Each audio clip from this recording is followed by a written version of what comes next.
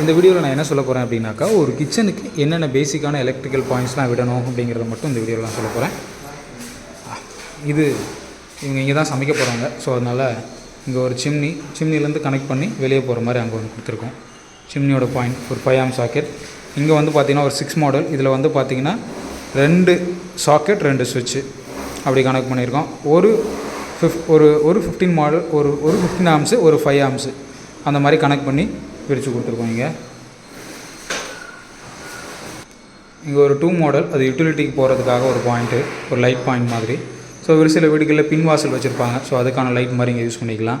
இங்கே வந்து இது ஆரோவோட சுவிட்சு வந்து பார்த்திங்கன்னா இங்கே ஃப்ரண்ட்டில் இருக்குது. ஸோ இங்கே வந்து பார்த்திங்கனாக்கா ஃபால் சீலிங்கில் 4 லைட்டு கொடுத்துருக்கோம். அதோட 2 சுவிட்சு, ஒன்று வந்து ஆரோவுக்கு, இன்னொன்று வந்து இங்கே ஒரு வால் லேம்ப் கொடுக்குறோம். வேணா யூஸ் பண்ணிக்கலாம் அந்த மாதிரி கொடுத்துருக்கோம். அண்ட் இங்கே வந்து பார்த்திங்கன்னா நம்மளோட ஃப்ரிட்ஜோட 15 ஆம் சுவிட்சு சாக்கெட் கொடுத்துருக்கோம்.